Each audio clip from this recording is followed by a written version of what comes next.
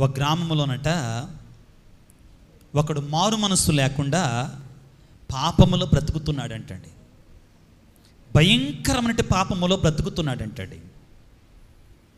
విచారణ గురువు తనకి ఒక రోజున అతని దగ్గరే పిలిచి చాలాసార్లు హెచ్చరించాడు.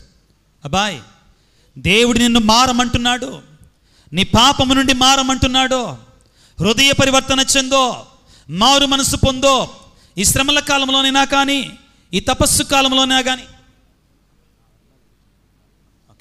Praise the Lord, praise the Lord, praise the Lord. Father గారు, కిరణ్ ఫాదర్ మనకి వెనక ద్వారం దగ్గర కూర్చొని ఉన్నారు. పాప సంకేతం చేయాలనుకునేటువంటి వారు. అదే మన విచారణ గురువులు, మన విచారణ గురు నిలయం వరండాలో కూర్చున్నారు. పాప సంకేతనం చేసే అవకాశం ఉంది మనకి. కాబట్టి పిల్లారా, దేవుడిచ్చినట్టు ఈ అవకాశాన్ని సద్వినియోగం చేసుకుందాం. ఇదిగో ఈ దివ్య సంస్కారం దేవుడు మనకిచ్చిన గొప్ప వరం. కాబట్టి ఇప్పటికీ కొంతమంది వెళుతున్నారు, బయట వాళ్ళు వెళుతున్నారు. కాబట్టి త్వరగా గురువులను ఖాళీగా ఉంచవద్దండి. అయితే వెళ్ళేటప్పుడు ఎవరిని కూడా డిస్టర్బ్ చేయవద్దు. దయచేసి మౌనంగా కామ్గా వెళ్ళి ఇతరులను తాక్కుంటా నెట్టుకుంటా అడుగదులు ఇదులు అనకుండా మౌనంగా వెళ్ళి పాప సంకీర్తనం చేసుకొని రావడానికి ప్రయత్నం చేద్దాం. Praise the Lord, praise the Lord, praise the Lord. ఈ గ్రామంలో ఉన్నటువంటి ఈ వ్యక్తి మారు మనసు లేకుండా విచ్చలవిడిగా జీవిస్తూ ఉన్నాడంటండి. ఇదిగో ఒక రోజున ఆ యొక్క విచారణ గురువు ఆ వ్యక్తిని పిలిచి, నాయనా బాబు, దేవుడు నాకు ఒక దర్శనాన్ని ఇచ్చాడు బాబు. ఏమిటి అంటే, నీవు ఇదిగో 7 సంవత్సరాలు చనిపోబోతున్నావంట. ఎన్ని సంవత్సరాల నుండి? 7 సంవత్సరాల్లో చనిపోబోతున్నావంట. దయచేసి మారు మనసు పొందు నాయన, హృదయ పరివర్తన చెందు నాయన అనేసరికి సరే స్వామి అని చెప్పి వాడి ఇంటికి వెళ్ళి డోసు పెంచాడంటండి. ఏంటిదంట? ఏం పెంచాడండి? డోసు పెంచాడు. ఏంటి? తాగుడు డోసు, అన్ని రకాల వ్యసనాల డోసు పెంచాడు. విచారణ గురువు పిలిచన్నాడు, ఏంటి నాయనా, దేవుడు నీకు వార్నింగ్ ఇస్తున్నాడు. 7 సంవత్సరాలు నీ మరణం రాబోతుంది. ఆ తర్వాత కలంతకాలం కూడా నీవు నిత్య నరకాగ్నిలో ఉంటావు నాయన, మారు నాయన అంటే, స్వామి 7 సంవత్సరాలు ఎందుకు స్వామి, నేను ఈ 6 సంవత్సరాలు ఎంజాయ్ చేస్తాను, ఆ చివరి సంవత్సరం మారు మనసు పొందుతా, చాలుగా స్వామి అన్నాడు అంటండి. ఓహో, నువ్వు ఇలా అర్థం చేసుకున్నావా నాయన, నువ్వు ఇలా అర్థం చేసుకున్నావా నాయన అన్నాడంటండి. ఇంకేముందండి, పుణ్యకాలం కాస్త గడిచిపోయింది. 6 సంవత్సరాలు గిర్రును తిరిగి వచ్చాయి. చివరి సంవత్సరం రానే వచ్చింది. ఇక గురువు పిలిచి, నాయన ఇంకొక సంవత్సరమే బాబు, ఇంకొక సంవత్సరమే నాయన, మారు మనసు పొందు. దేవుడు నీకు ముందుగానే తెలియజేశాడు ఎప్పుడు మరణించబోతున్నావని. ఈ సంవత్సరాన్ని సద్వినియోగం చేసుకోని ఆయన అంటే, స్వామి సంవత్సరానికి ఎన్ని నెలలు ఉంటాయి? 12 నెలలు ఉంటాయి స్వామి. నేను 12 నెలలు ఎందుకు కష్టపడాలి స్వామి? ఆ చివరి నెలలో కష్టపడతా స్వామి, చివరి నెలలో మారు మనసు పొందుతా స్వామి, చివరి నెలలో దేవుడి దగ్గరికి వస్తా స్వామి అని చెప్పి, ప్రియ దేవుని బిడ్డలారా, వీడు మిగిలినటువంటి 11 నెలల్లో కూడా ఇంకా డోసు పెంచాడండి. ఎందుకంటే ప్రియ దేవుని బిడ్డలారా, అతనిలో ఉన్నటువంటి ఆ పాపం, ఆ సాతానుడు ఆ విధంగా పీడిస్తూ ఉన్నాడు మారు మనసు పొందకుండా. అయితే ఈ 11 నెలలు కూడా ఈ పుణ్యకాలం కాస్త గిర్రన తిరిగి వచ్చింది. విచారణ గురువు మళ్ళీ ఆ యొక్క ఆత్మ మీద శ్రద్ధ కలిగి మరలా వెళ్ళాడంటండి. వెళ్ళి, నాయన ఇకనైనా మారు మనసు పొందయ్యా, ఎక్కువ సమయం లేదు నాయన, దేవుని సన్నిధికి రా, మంచి పాప సంకీర్తనం చేసుకో అనేసరికి అతను అన్నాడట, ప్రియ దేవుని బిడ్డలారా, నెలకి ఎన్ని రోజులు ఉంటాయి స్వామి అని. 30 రోజులు ఉంటాయి స్వామి. నేను ఎందుకు ఇప్పుడే మారు మనసు పొందాలి? చివరి రోజు మారు మనసు పొందుతా. ఏం చేశాడంటండి? చివరి రోజు మారు మనసు పొందుతా అని చెప్పాడంటండి. ప్రియ దేవుని బిడ్డలారా, ఇంకేముంది, ఆ చివరి రోజు కూడా రానే వచ్చింది పిల్లారా. ఆ రోజున ఆ వ్యక్తి ఇంకా తాగి ఊగుతుంటే గురువు అన్నాడట, పిల్లారా, అయ్యా ఇదిగో దేవుడు నిన్ను హెచ్చరిస్తూ ఉన్నాడు, ఇదే నీకు రక్షణ దినము, ఇదే నీకు కడపటి దినము, నువ్వు హృదయ పరివర్తన చెందో, దేవుని సన్నిధికి రా, మంచి పాప సంకీర్తనము చేసుకో. ఈ రోజున కూడా నువ్వు సద్వినియోగం చేసుకోకపోతే ఇక నిన్నెవడు కాపాడలేడు అంటే, ఫాదర్ మీరు బైబిల్ సరిగా చదవలేదు అనుకుంటా ఫాదర్ అన్నాడంటండి. మీరు బైబిల్ సరిగా చదవలేదనుకుంటా ఫాదర్ అన్నట్టు. ఏంటి నాయన అంటే, ఆ సిలువ మీద ఉన్నట్టు మంచి దొంగవాడు ఎప్పుడు మారు మనసు పొందాడండి అంటే అని వాడే సమాధానం చెప్పాడు. ఏంటి? చివరి క్షణంలో మారు మనసు పొందాడు. నేను కూడా అంతే, చివరి గడియలో మారు మనసు పొందుతా. నేను కూడా అంతే, చివరి గడియలో మారు మనసు పొందుతా అన్నాడట. ప్రియ దేవుని బిడ్డలారా, ఇంకేముంది, ఆ చివరి గడియ రానే వచ్చింది. ఇడు తాగుతున్నాడు, ఊగుతున్నాడు. అప్పుడు అనుకున్నాడు, అమ్మో నా జీవితం ఏంటి, నా స్థితి ఏంటి, నా పరిస్థితి ఏంటి అనుకొని ఇక రెడీ అయిపోయి ఇంటికి వెళ్ళేసి శుభ్రంగా స్నానం చేసి పరుగులు పెడదాం అనుకున్నాడు. అంతలోకనే అరగంట అయిపోయిందండి. ఇంకెంత ఉందండి? ఇంకొక 30 నిమిషాలు మాత్రమే ఉందండి. ఇంకొక 30 నిమిషాలు మాత్రమే. ఇక పరిగెడతా ఉన్నాడు. విచారణ గుడి కొంచెం దూరం అండి. విచారణ గుడికి మంచి పాప సంకీర్తనం చేసుకుందామని పరిగెడతా ఉన్నాడు పిల్లారా. పరిగెడుతున్నసరికి దారిలో ఏంట్రా వీడు ఎప్పుడు గడ్డం చేసుకోడు, మేసాలు చేసుకోడు, ఈరోజు చక్కగా ట్రిమ్ చేసుకున్నాడు, స్నానం చేశాడు, కొత్త బట్టలు వేసుకున్నాడు, ఏంట్రో బాగున్నావా, ఏంట్రా నీలో వచ్చిన మార్పు అనగానే వీడిగా ఉబలాటం చెంది వాళ్ళతోటి hi hi bye bye tata ఎల్లొత్తా, నా టైం దగ్గర పడింది, వెళ్ళొత్తా ఏక పరలోకానికి వెళ్తున్నా, నేను డైరెక్ట్ పరలోకమే, ఒక్క దెబ్బకి 2 పిట్టలో పరలోకం పాపక్షమాపణ 2 నాకు రాబోతున్నా, ఇప్పుడే పాపక్షమాపణ, ఇప్పుడే పరలోకాన్ని చచ్చిపోబోతున్నా అని అందరూ చెప్పుకుంటా ఉరుగుతా ఉన్నాడు ప్రియులకు దేవుని బిడ్డలారా. అప్పటి వరకు తాగి ఉన్నాడు కాబట్టి విచారణ దేవాలయపు గుడి దగ్గరికి వచ్చి నెత్తురు కక్కి చచ్చిపోయాడు. తన యొక్క పాపములో, తన పాప స్థితిలో విచారణ గురువు ఆ భక్తుని మీద ప్రేమతో దేవుని సన్నిధికి వచ్చి కన్నీటితో అడిగాడంట, యేసయ్యా తనకెందుకయ్యా నువ్వు అవకాశం ఇవ్వలేకపోయావు? గురువుతో అన్నాడట దేవుడు, సమయం చూడు బిడ్డ, సమయం చూడు. నేను అతనికి 7 సంవత్సరాల నుంచి హెచ్చరిక చేశాను, 7 సంవత్సరాల నుంచి హెచ్చరిక చేశాను, అయినా కానీ అతడు మారడం లేదో. నా అభిషిక్తుని ద్వారా, నా గురువు ద్వారా మారమని, హృదయ పరివర్తన చెందమని, నా సన్నిధికి తిరిగి రమ్మని అవకాశాల మీద అవకాశాలు ఇచ్చాను. అవకాశాన్ని సద్వినియోగం చేసుకోకపోతే ఆ అవకాశం తిరిగి రాదు. బాధాకరమైన విషయం మీతో పంచుకోవాలి.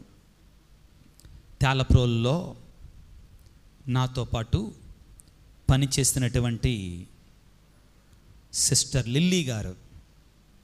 ఎవరండి? సిస్టర్ లిల్లీ గారు. మొన్నటి రోజున బెంగళూరులో ఒక స్కూటీ మీద వెళుతుంటే ఎవరో వచ్చి ఆమెని డాష్ చేశారు, యాక్సిడెంట్ చేశారు. జరిగిందండి. నా ఫోన్లో కూడా ఇంకా ఆమె ఫోటో, ఆ యాక్సిడెంట్కి సంబంధించిన పూజ లైవ్ కూడా ఉందండి. ఇంకా సిస్టర్ గారు, సిస్టర్ లిల్లీ ఆమె పేరు, స్పాట్ డెడ్.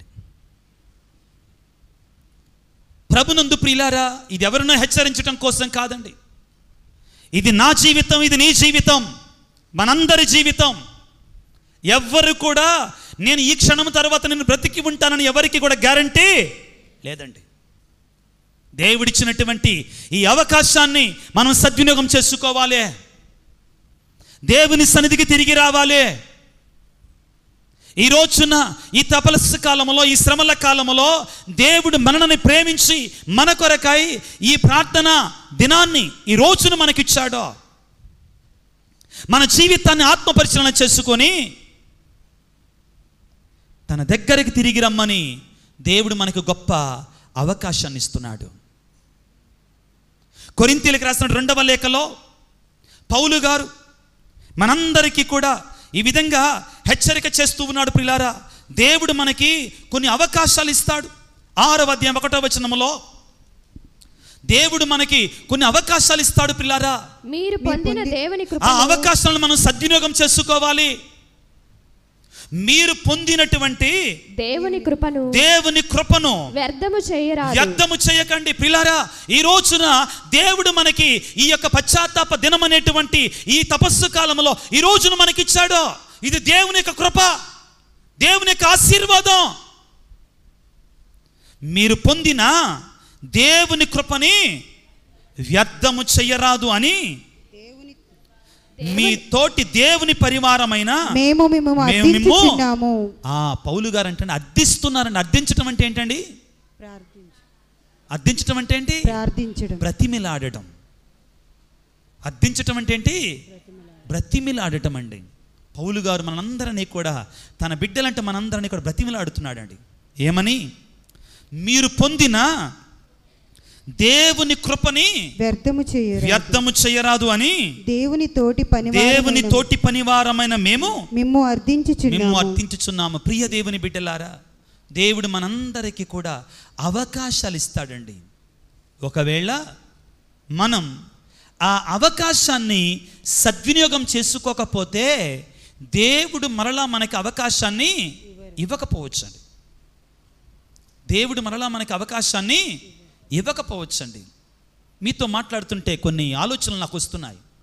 ఒక గ్రామంలోనట మంచి ఆసామి ఉన్నాడు. ఎవరన్నాడు? బాగా ఆసామి ఉన్నాడు. ఈ ఉపమానాలని అన్వయించుకోవడానికి ప్రయత్నం చేద్దాం ప్రియులారా. డబ్బున్నటువంటి వ్యక్తి ఉన్నాడు. అతనికి ఒక అమ్మాయి ఉంది, కూతురు ఉందండి. ఎవరన్నారు? ఆమె చాలా అందమైనటువంటి అమ్మాయి. అదే గ్రామంలో ఒక యువకుడు ఉన్నాడు, కొంచెం పేదవాడు. కానీ అతడు కొంచెం సోమరోడు. ఎవరండి? సోమరివాడు. ఈ అమ్మాయిని చూసి ఇతను ఇష్టపడి పద్ధతి ప్రకారం వెళ్ళి ఆ యొక్క తండ్రిని, అయ్యా నేను మీ అమ్మాయిని ఇష్టపడుతున్నాను, మీకు ఇష్టమైతే మీ కూతురు నాకు వివాహముల పద్ధతిగా అంటే అలా చేసుకోవాలనుకుంటున్నాను అని పద్ధతిగా అతను అడిగేసరికి, నీవు నా కూతురుని ఏ విధంగా పోషిస్తావు అన్నాడు. ఏ పని చెప్పినా చేస్తానయ్యా అన్నాడంటాడు. అనేసరికి, సరే నువ్వు నా కూతురుని పోషిస్తాను అనే దానికి గుర్తుగా నీకు ఒక పరీక్ష పెడతాను అన్నాడు. ఏంటంటే ఒక పరీక్ష పెడతాను అన్నాడు. ఏంటి ఆ పరీక్ష అంటే, ఇదిగో నేను ఆ గ్రామంలో ఉన్నటువంటి పరిస్థితులను బట్టి, ఆ గ్రామంలో ఉన్న అలవాటు ఆచారం ప్రకారం అతను అన్నాడు, నేను నా గొడ్ల చావిడి నుండి 3 దున్నపోతులను విడిచిపెడతాను. నీవొక 20 అడుగుల దూరంలో ఉండి ఆ దున్నపోతు యొక్క తోక పట్టుకొని 20 అడుగులు ఉరికితే నీకు నా కూతురుని ఇస్తానయ్యా అని చెప్పాడు. అర్థమైందా పందెం? అందరికి అర్థమైందా? నా గొడ్ల చావిడిలో నుంచి ఒక దున్నపోతుని 3 దున్నపోతులు విడిచిపెడతాను. వాటిలో ఏ దున్నపోతు తోకనైనా పట్టుకొని 20 అడుగులు పరిగెడితే నీకు నా కూతురునిచ్చి వివాహం చేస్తాను. ఎందుకంటే నువ్వు పరిగెడటానికి సిద్ధంగా ఉన్నావు కాబట్టి నీకు ఇస్తానని చెప్పాడు.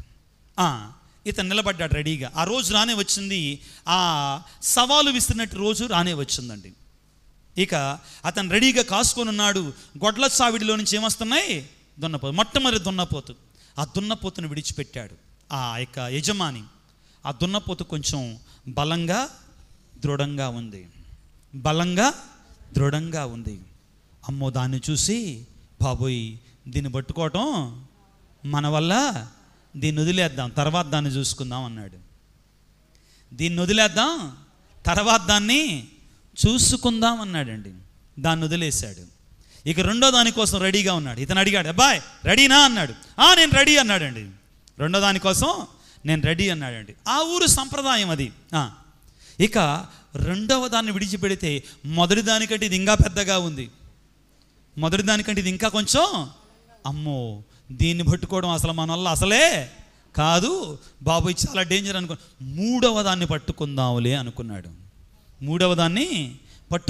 అనుకున్నాడండి. ఇంకేముంది, రెండవ దాన్ని విడిచిపెట్టాడు. ఇక ఆ యొక్క రైతు అన్నాడు, అబ్బాయ్ ఇక లాస్ట్ ఛాన్స్ అబ్బాయ్. అతను అన్నాడు, దీన్ని అసలు వదిలిపెట్టే పనే లేదండి అన్నాడండి. దీన్ని అసలు వదిలిపెట్టే పనే లేదండి అని చెప్పాడు. అప్పుడు ఇంకేముంది, ద్వారాలు తెరవగానే మూడవది చాలా బక్కగా ఉంది, చిన్నగా ఉంది. ఎలాగుందండి? బక్కగా ఉంది, చిన్నగా ఉంది. ఇంకేముంది, నేను రెడీ దీన్ని పట్టుకోవడానికి అనుకున్నాడు. ఇంకేముంది, ఆ బక్కగా చిన్నగా ఉన్నట్టు పరిగెడుతున్నసరికి వెనక దాన్ని పట్టుకోవడానికి ప్రయత్నం చేశాడు. దానికి తోకే లేదు. తుచ్, మీరు అబద్ధం ఆడుతున్నారు అన్నాడండి. మీరేం చేస్తున్నారు? అబద్ధం ఆడుతున్నారు అనగానే యజమాని అన్నాడు, రెండిటినీ ప్రయత్నం చేయనటువంటి నీకు మూడవ దానికోసం అడిగే అర్హతనే లేదు.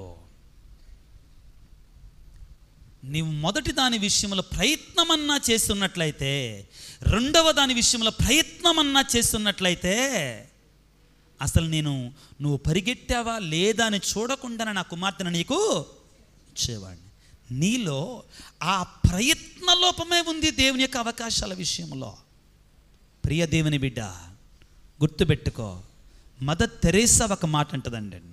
ఏంటంటే, God doesn't call us to be successful. దేవుడు అంటండి, మనం విజయాన్ని సాధించే వాళ్ళగా ఉండాలని కోరుకోడంటండి. But God wants us to be fruitful అంటండి. మనం ప్రయత్నము చేయాలి దేవుని సన్నిధిలో. దేవుడు what God sees our effort. ఈ రోజున ప్రియులారా, దేవుడు మనకిచ్చినటువంటి ఈ అవకాశాన్ని, ఈ ఏకైక అవకాశాన్ని మనం సద్వినియోగం చేసుకుంటున్నామా, దుర్వినియోగం చేసుకుంటున్నామా?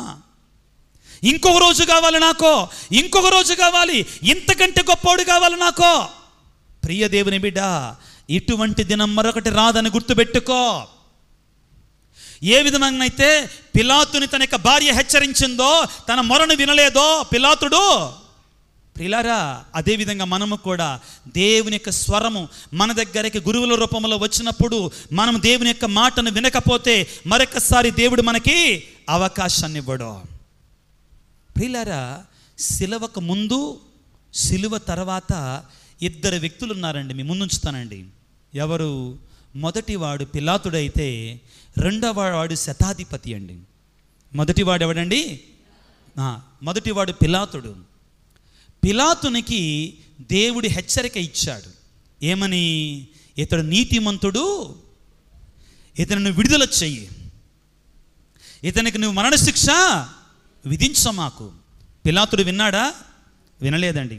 పిలాతుని భార్య పేరు ఏంటో తెలుసా? బైబిల్లో ఉండదండి, బైబిలేతర గ్రంథంలో ఉంటుందండి. పిలాతుని యొక్క భార్య పేరు ఏంటంటే క్లౌడియా ప్రొకులా. ఆమె పేరేంటండి? క్లౌడియా ప్రొకులా. ఈవిడ ఇదిగో పిలాతునికి హెచ్చరిక చేస్తుందండి, ఇది మంచిది కాదు నీకో, ఇది మంచిది కాదు నీకో. అయినా కానీ అతను మారు మనసు పొందలేదండి. సిలువ మరణము తర్వాత ఇంకొక వ్యక్తిని మనం చూస్తామండి. అతని పేరేంటంటే శతాధిపతి. అతని పేరేంటండి? అతని పేరేంటో తెలుసా? లాంజనస్. అతని పేరేంటండి? లాంజనస్. అతను ఆ దేవుడిచ్చిన అవకాశాన్ని ఎప్పుడైతే డొక్కలో పొడిచాడో ఏమొచ్చిందండి బయటికి? రక్తము, నీరు. అతను గుడ్డివాడండి. ఒకవైపు గుడ్డి కన్ను. తన కళ్ళ మీద పడగానే అతనికి దృష్టి రావటం జరిగింది. వెంటనే అతను మారు మనసు పొంది ఒక మాట అంటాడు, ఇతడు నిక్కముగా దేవుని కుమారుడే. జ్ఞానస్నానం పొంది దేవునికి సువార్తను బోధించి అతను చివరికి, ప్రియ సహోదరి సహోదరులారా, ఒక ప్రత్యేకమైనటువంటి ప్రదేశంలో ఆయన చంపబడ్డాడండి క్రీస్తు కోసం. ఆ ప్రదేశం పేరు ఏమిటంటే కపదోకి అనే ప్రదేశంలో ఆయన క్రీస్తు కొరకు మరణించటం జరిగింది. ఈ రోజున ఈ లాంజినుస్ని సెయింట్ లాంజినుస్ అని పిలుస్తారండి. ఏమని పిలుస్తారు? సెయింట్ లాంజినుస్ అని పిలుస్తారు. కానీ పిలాతుని ఏమని పిలుస్తాం? సెయింట్ పిలాతు అని పిలుస్తారా? పిలవరండి. ఎందుకనంటే తేడా, పిలాతునికి దేవుడు అవకాశాన్ని పంపిస్తే తన భార్య ద్వారా అతడు అవకాశాన్ని సద్వినియోగం చేయలేదండి. కానీ ఈ లాంజినుస్ అనేటువంటి ఈ శతాధిపతి, యేసుప్రభు డొక్కలో పొడిచినటువంటి అతను వెంటనే మోకరించి ఇతడు నిక్కముగా దేవుని కుమారుడు, తన పాపాల కొరకై ప్రాయశ్చిత్తపడి దేవుని కృపని, రక్షణ భాగ్యాన్ని పొందుకున్నాడు. నీవు ఏ విధముగా ఉన్నావు? దేవుని యొక్క హెచ్చరిక ఈ రోజున నీ వద్దకు వస్తుంది. బిడ్డా, హృదయ పరివర్తన చెందు, పశ్చాత్తాపపడు, దేవుని సన్నిధికి రా, నీ పాపాన్ని ఒప్పుకో, దేవుని కృపను పొందుకో అని దేవుడు మనందరినీ కూడా హెచ్చరిస్తూ ఉన్నాడు. ప్రియులకు దేవుని బిడ్డలారా.